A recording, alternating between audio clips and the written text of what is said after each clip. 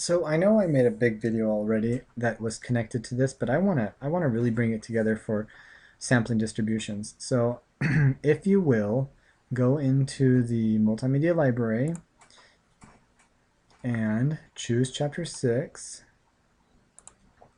Choose, go ahead and select it all. And there's a great standard deviation of the sample means animation. Watch that. In the presentation of that, they do what I'm doing here, but they do it on a way smaller scale, and I'm going to kind of just show you how you can play with many possibilities instead of doing just seeing their small scale. They do an example of I think like 6, and then they generate the rest for you.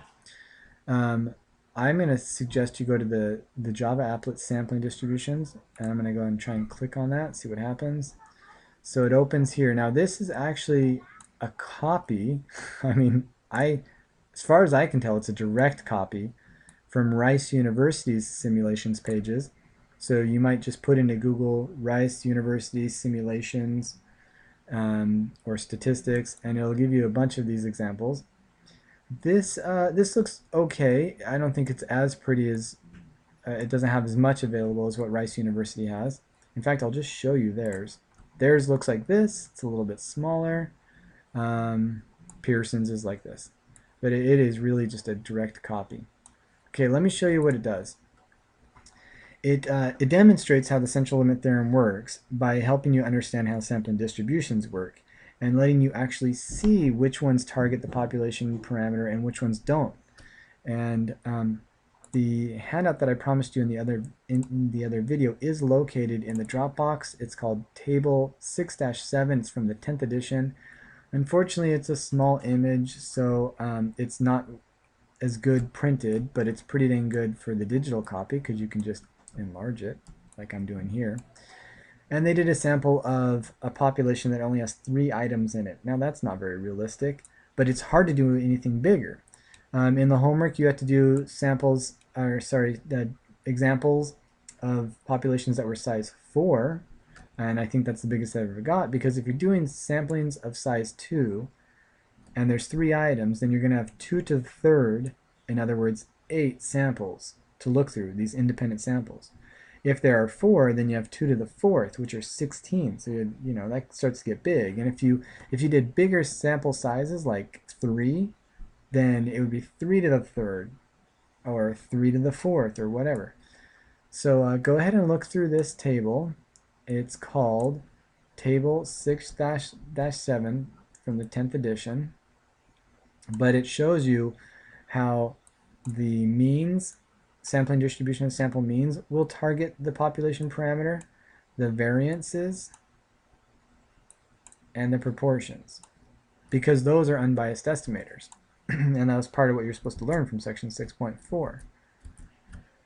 What this does, this simulation that I got out of the multimedia library, is it lets you choose any kind of distribution, whether it's uniform, look at this, this thing's just flat on top, that's not a normal distribution, or whether it is bell-shaped, okay, or whether it's skewed, you know, something like this, or you can just make up your own.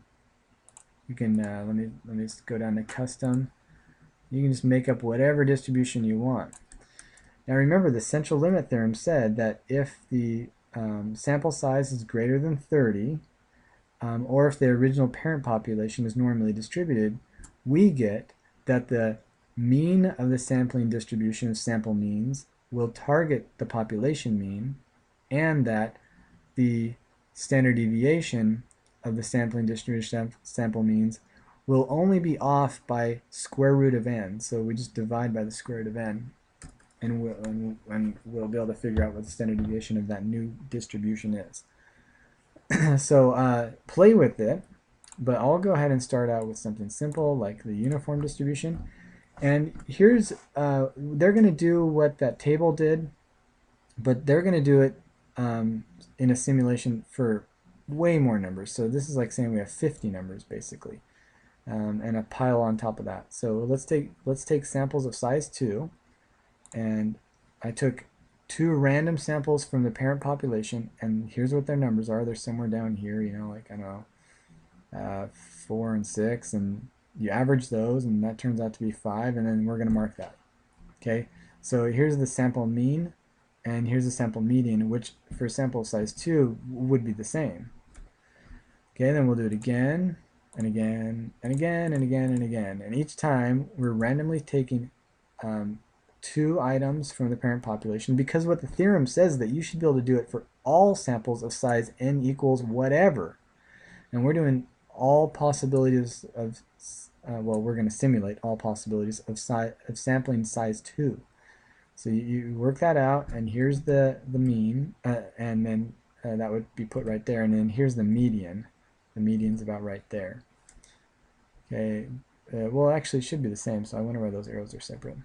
Do it again, do it again, do it again. Now, that gets really old really fast, so let's do these on a faster scale. Let's say we take a set of 1,000 of them. Boom. Okay, and then we do it again, and again, and again, and again. And now this is the amazing part of the central limit theorem, is that this distribution of sample means is normal itself, even though the parent population wasn't. So see how this starts starting low, going high, and ending low. Now in this case, the original mean, and it shows it over here, of these numbers of the parent population was 25. And we do the sampling distribution of sample means, and we've got 25.005. Look at that. And the medians is pretty close, but it's not the same. And make this the sampling sizes bigger, and you'll see that that spreads out even more. That the mean will be targeted, but the median won't. Let's see that. Let's say that we're taking samples of all possible samples of size 30. Here's just one. 30 set of 30 numbers, who are some of them may be randomly duplicated, and we took 1,000. We did that 1,000 times, and we ended up with this. The sample mean of the original, sorry, the parent population mean was 25. The sample mean is 24.96, and this makes this actually makes it look like it's targeting it for the median more than it was for the mean, but it's not. And then if you look at the sampling distribution of sample medians instead of sample means, you'll see that it's actually looking pretty close itself. So maybe we should do it more. But if you do it enough, and by the theorem we show that the mean will be targeted, but the median won't. Now, how does that mean? So how does that standard deviation compare? You'll notice that it is skinnier, right, than the original parent population. The standard deviation, even though it's not really showing it here, it's not showing it here either, but it's saying it's 14.4. So, you know, one standard deviation over here would be 14.4, and then another 14.4 more, and another one, and then the other way, and you basically get our pretty common plus and minus 3 standard deviations, or we're within 5 standard deviations for the whole set. And remember, the range rule of thumb says that your usual min and usual max fall within 2 standard deviations, and in other words, minus 2 and plus 2. So about 20, let's see, that's 28, 30, about 30 there and 30 there. Anyway, so how does it compare? This standard deviation is going to be off by square root of n. And let me show you what I'm saying in the formula sheet. So here is chapter 6. Here is that central limit theorem. It says that the expected mean from the sampling distribution of sample means is targeting. It's equal to the population mean, regular mu. And the sampling standard deviation, the standard deviation from the sample distribution of means, it's not exactly the same, but it's predictably the same. It's the population mean divided by the square root of n. Pretty cool, and I'll demonstrate it with the numbers that we have here. So here's the population mean, 14.4 in our simulation.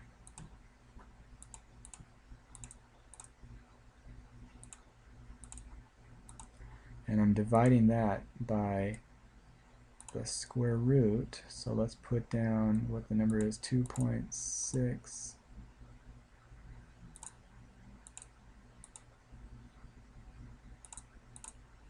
Try to be accurate, at least as accurate as they're providing. And I hit square root. Okay, so that's the square root of that. Oh, you know what I just did? I was jumping the gun here. We want to divide by the square root of n. And what was our n? We were doing samples of size 30. Okay, so take 30, square root of that. Okay, now what we hope this makes is the 2.6164. Okay, so we hit boom and we get 2.635 because we weren't being as accurate. We were taking the summarized information. But do you see how that worked out? We did get the results of the central limit theorem. We did get that the standard deviation of this new distribution of sample that we got from sampling means is equal to the standard deviation of the parent population divided by the square root of n. And that's called the standard error. And it makes sense. Look at this distribution compared to the original. It's skinnier, right? This number is smaller. This number is bigger. So this one would be wider, this one would be skinnier. Try it for a variety of them. I would even just make up some custom one. You can even make it multimodal. Okay, so there's my parent population. Definitely not a normal distribution. We'll make sure that our sampling size is greater than 30. Incidentally, the reminder of those requirements are on the Triola review card, and it says it right over here. Let's see.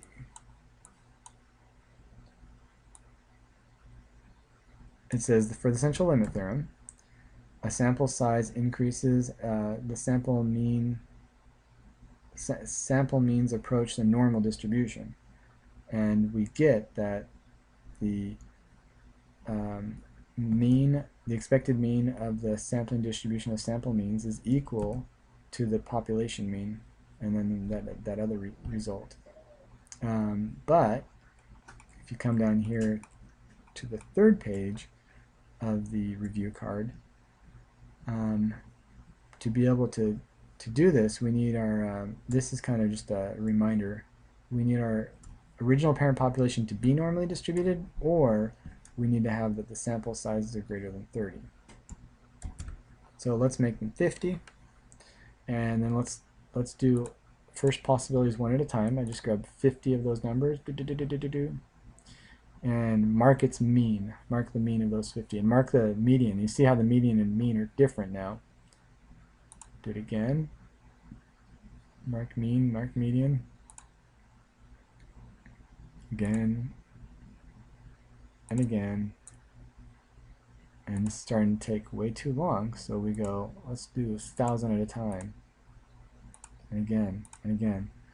And see this skinny little distribution? It is normal shaped, even though the parent population wasn't normal shaped. This is a predictable distribution. This is something that we can predict, have expectations from. Its standard deviation is skinnier, and how skinny? By square root of n, by a factor of square root of n meaning 50 in this case. And its a mean is targeted. Here's 25.6, here's 25.59, basically 25.6. They're targeted. Median is not. See how median is off? 27.7, because we're using a sample distribution of sample medians. In fact, you can just see also that it does do it for the variance, that the variances will match up, and then it doesn't do it for the standard deviation. But again, that's all summarized in that other page that I posted for you in the Dropbox called Table 6-7, and that you got out of the reading. Alright, I hope this additional 15 minutes is worth your viewing.